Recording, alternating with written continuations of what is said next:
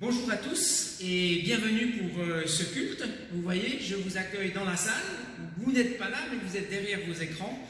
Mais je pense à vous, à chaque chaise, je vois une de vos visages. Et ça présage d'un retour dans ces lieux. Et on espère le plus vite maintenant possible. On vous tiendra au courant. C'est possible que ce soit dimanche prochain, mais on vous tient au courant s'il y avait un avis contraire d'ici là.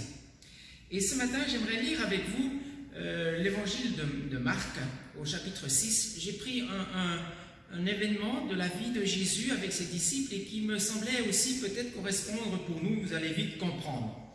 Marc 6 et les versets 30 à 46.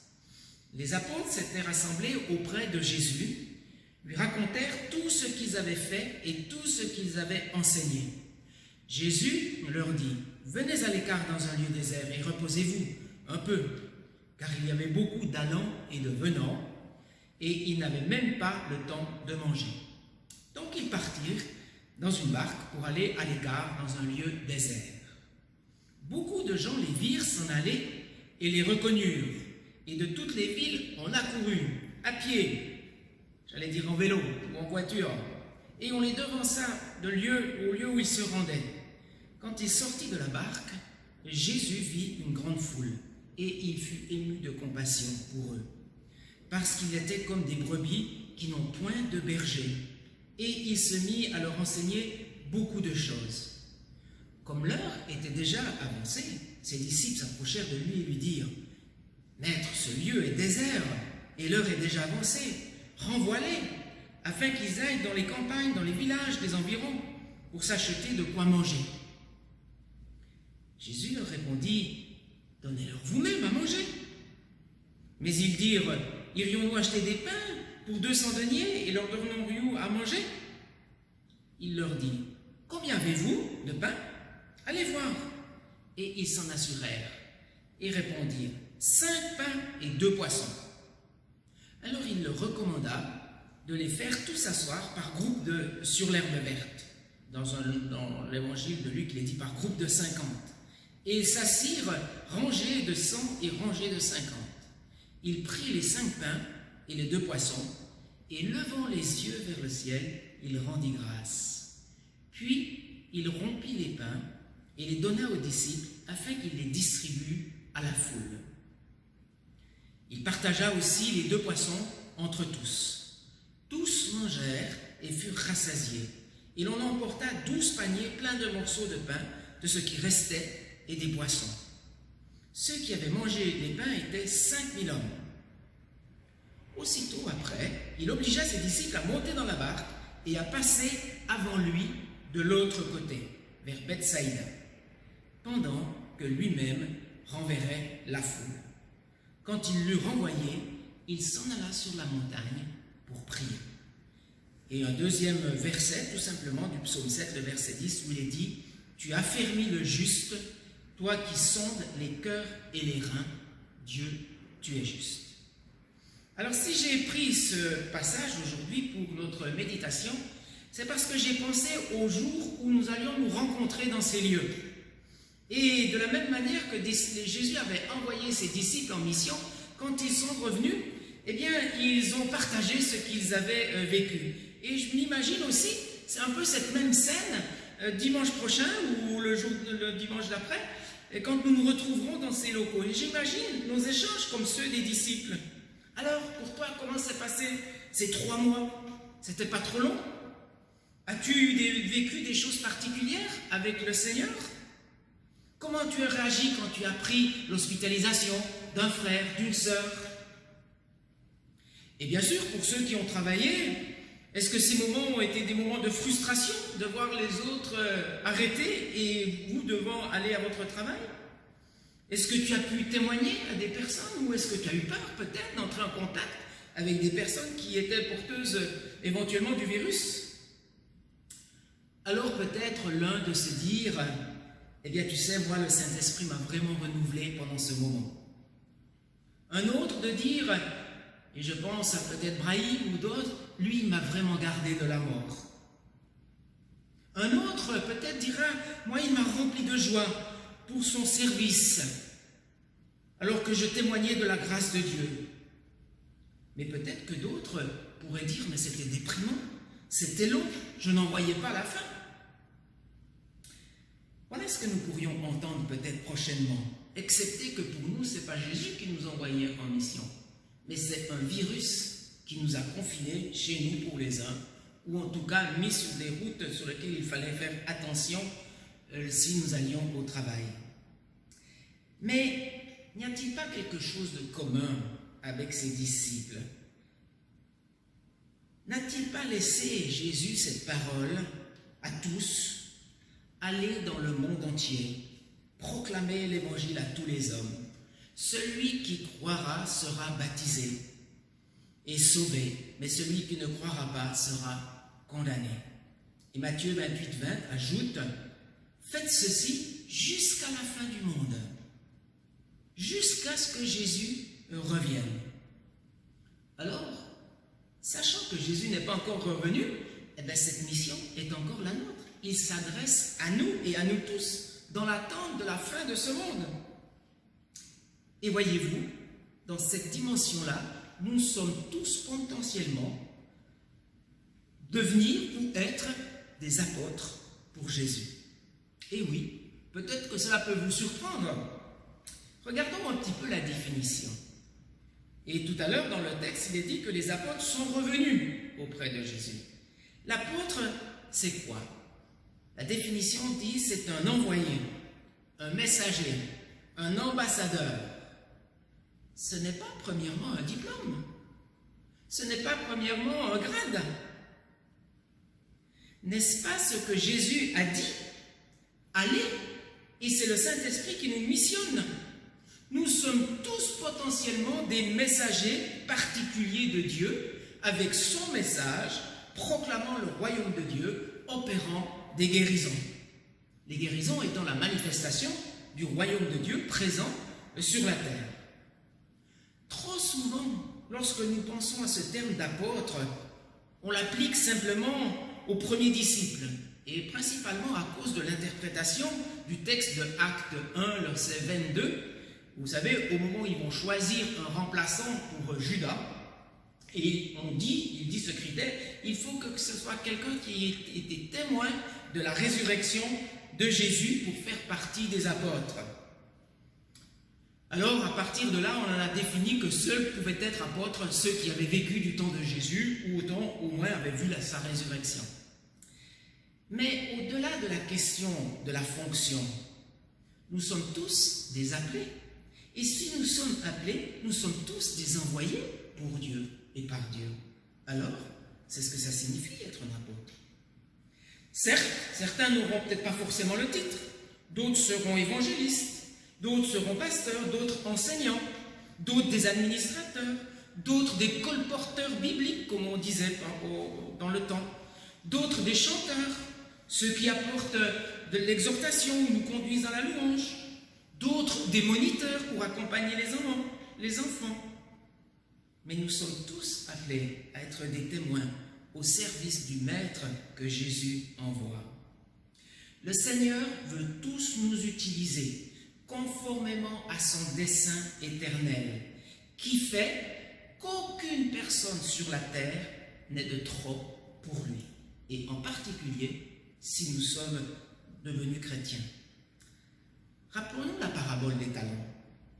Chacun, et il y avait 3 personnes qui représentent l'humanité, et chacun a reçu un talent, et chacun a dû le faire fructifier. Alors on sait ce qu'il est devenu.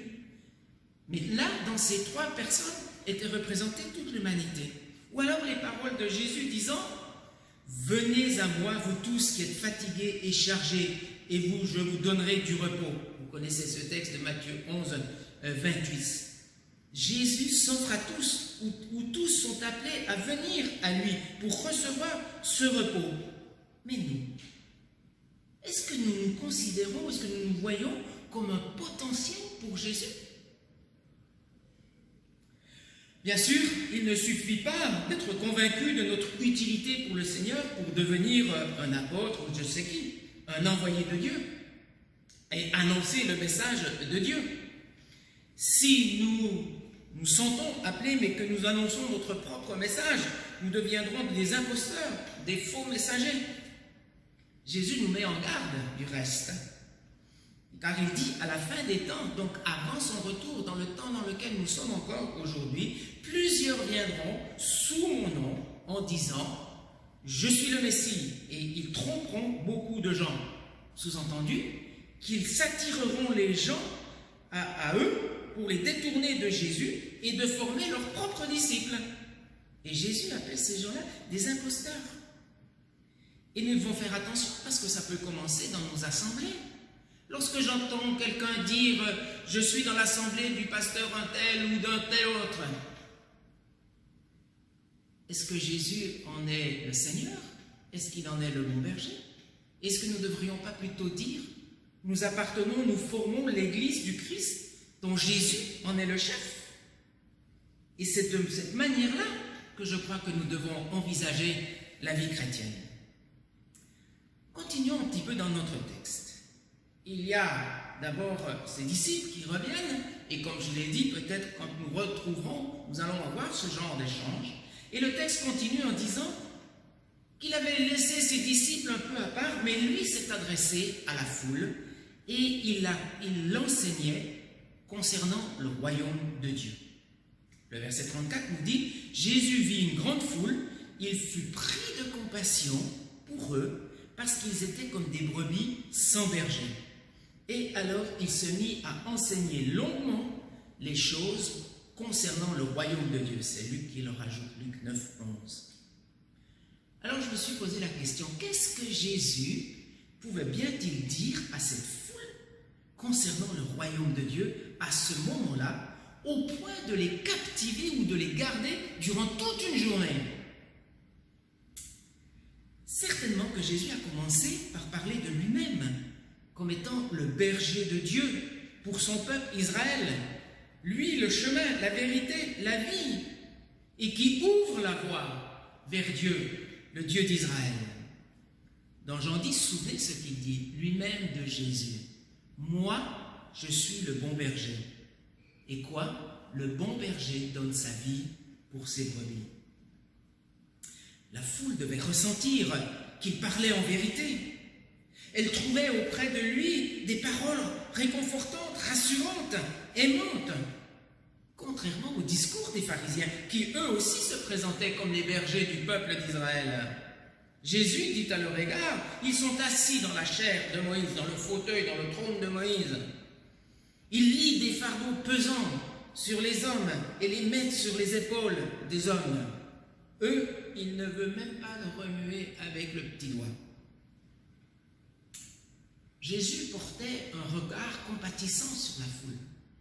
Il savait trouver, il dit qu'il y avait à peu près 5000 hommes. Mais je peux m'imaginer Jésus poser le regard sur quelqu'un de précis et lui dire, en lui tendant cette main, « Je suis ce bon berger pour toi. » Sa parole devenait une nourriture pour ceux qui l'entendaient. Et s'ils sont restés aussi longtemps, c'est qu'ils étaient rassasiés par ce qu'ils entendaient. La deuxième chose dont Jésus devait leur parler concernant le royaume, c'était certainement la question de la justice de Dieu. Comment Dieu allait-il exercer sa justice, juger les actions des hommes, sous-entendu nos actions? Jésus commence par leur dire, Dieu ne juge pas selon les apparences. Il s'applique à lui-même ce texte de Jean 7, 24, ne jugez pas selon les apparences, mais jugez selon la justice. Le Seigneur discerne dans nos vies ce que sont nos intentions, nos motivations qui nous animent, et il ne les confond pas avec nos actions. Par ailleurs, Jésus va réaffirmer que Dieu est juste. Il ne condamne pas l'innocent et il ne tient pas le coupable pour ignorant. Il est miséricordieux. Il entend la prière de ses enfants et il proclame être ce que le prophète Ésaïe annonçait, parlant de lui. Ésaïe 30, le verset 18. Cependant, l'Éternel désire vous faire grâce et il se lèvera pour vous faire miséricorde. Car l'Éternel est un Dieu juste. Heureux tous ceux qui espèrent en lui. Plus tard, Paul affirmera qu'il n'y a plus de condamnation pour ceux qui sont en Jésus-Christ. Et la troisième chose, certainement qu'il y avait encore d'autres choses, mais moi je me suis limité à 3 choses. La troisième chose dont Jésus devait parler à la foule et qui était une question qui préoccupait le peuple, on le voit au travers de cette question, vous savez, de ce jeune homme dont on dit qu'il était riche et qui demande à Jésus, que dois-je faire pour hériter la vie éternelle, pour entrer dans la vie éternelle? En plus de la réponse qu'il a donnée au jeune homme qui lui était spécifique, il devait dire, en voyant l'attente des cœurs, au travers de ce questionnement intérieur, prenez courage. C'est Matthieu 9, verset 2 qui dit, prenez courage, sachez que le Fils de l'homme a sur la terre le pouvoir de pardonner les péchés. En disant ces choses, Jésus n'ignorait pas ce qu'il allait lui arriver, parce qu'il allait payer de sa vie, et là sur la croix, il allait donner sa vie pour nous, il allait souffrir, mais en même temps, c'est par ce même chemin-là que passait la bonne nouvelle pour les hommes sur cette terre, afin qu'ils reçoivent le pardon pour leurs péchés. Cela signifiait pour le peuple qu'il n'y avait plus besoin d'offrir des sacrifices d'animaux, plus besoin de se rendre au temple et de devoir trouver des arrangements avec les marchands, faire face au regard parfois méprisant des prêtres. C'était un grand bouleversement qu'il leur faisait connaître, en annonçant la libération des consciences par l'assurance de ce pardon des péchés, de leurs péchés. Certes, pour le moment, simplement sous la forme d'une promesse. Mais nous savons que ces promesses se sont avérées justes.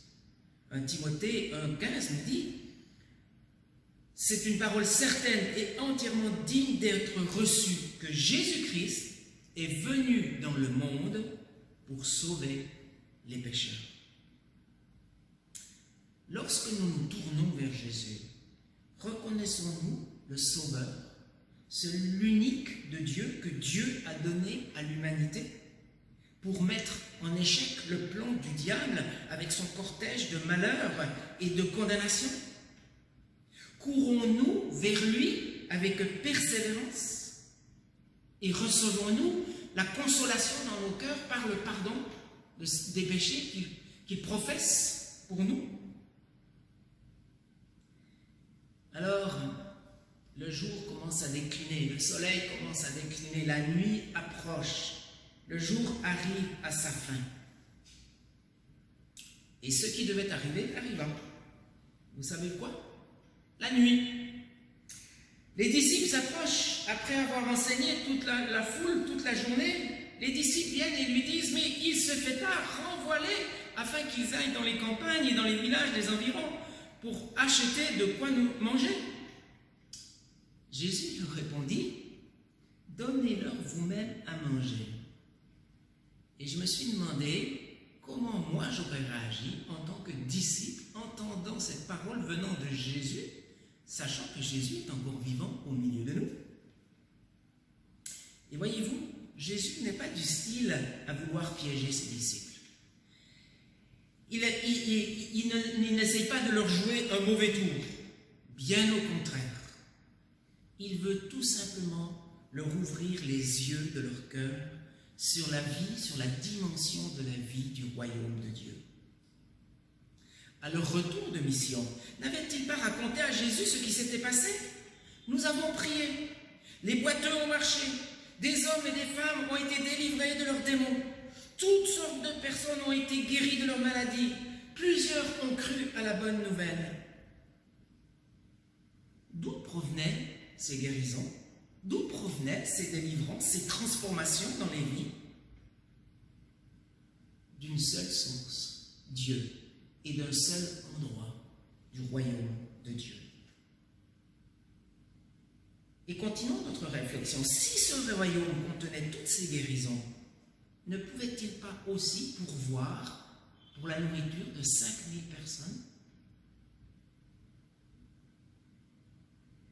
Jésus voulait dire à ses disciples, vous avez reçu de Dieu guérison, miracle, délivrance pour le peuple.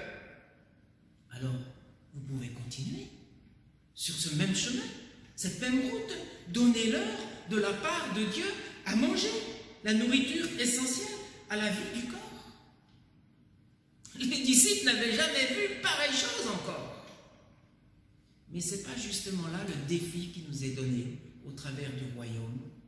Personne d'entre nous n'avons vu réellement toute la dimension, tout le potentiel du royaume de Dieu et de Dieu lui-même.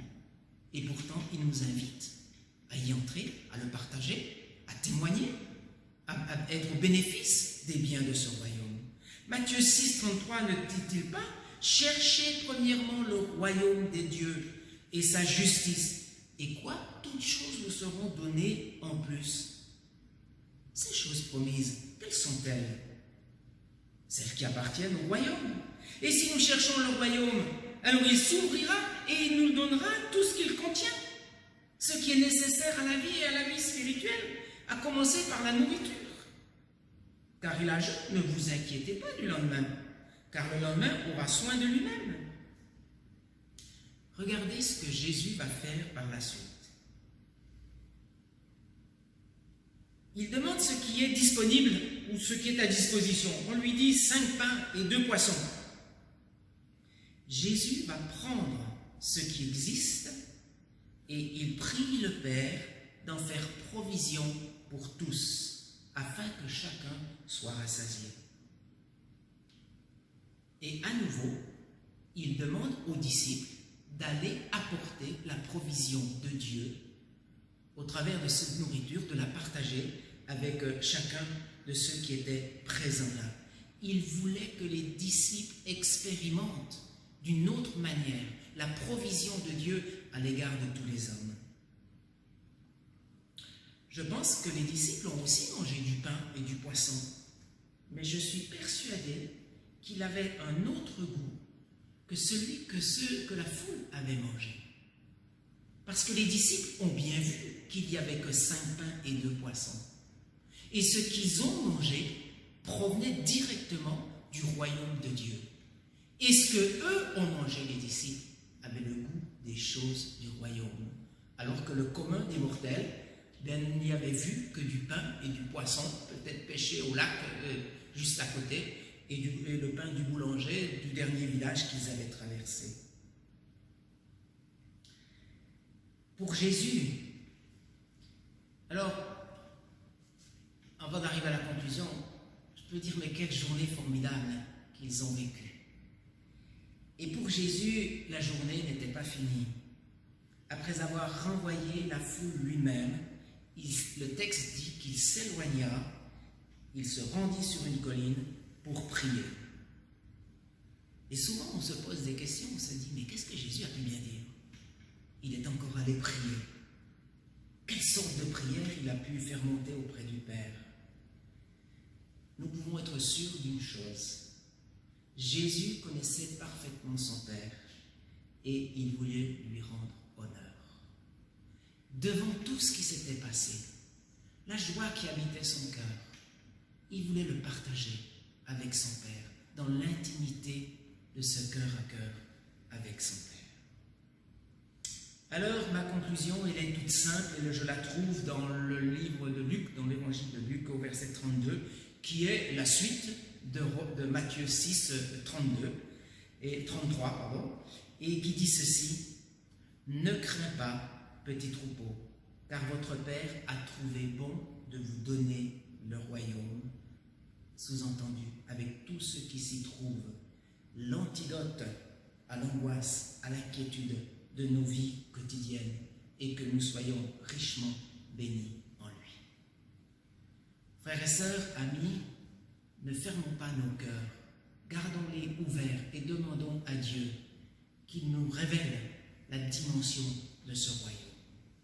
Je vous invite à la prière. Seigneur, nous voulons te remercier parce que ton projet pour la terre ne se limite pas simplement à un dessein de bénir les hommes, mais tu veux les associer à ton œuvre et tu mets à la disposition de chacun d'eux ce qui est essentiel pour vivre sur la terre, mais dépendant de ce royaume. Je te prie pour mes frères et sœurs qui sont là. Je te prie pour nos amis. Ouvre leur cœur. Tu vois le désespoir qu'il peut y avoir dans le cœur de l'un ou de l'autre. Mais Seigneur, élève-toi sur eux, sur elles, afin qu'ils reconnaissent les choses qui viennent de toi et qu'ils en soient encouragés. Ce matin, nous regardons ensemble à toi, mais à ton royaume. Et nous recevons ce royaume que tu veux nous donner. Merci Père pour tant de bonnes choses à notre égard. Amen.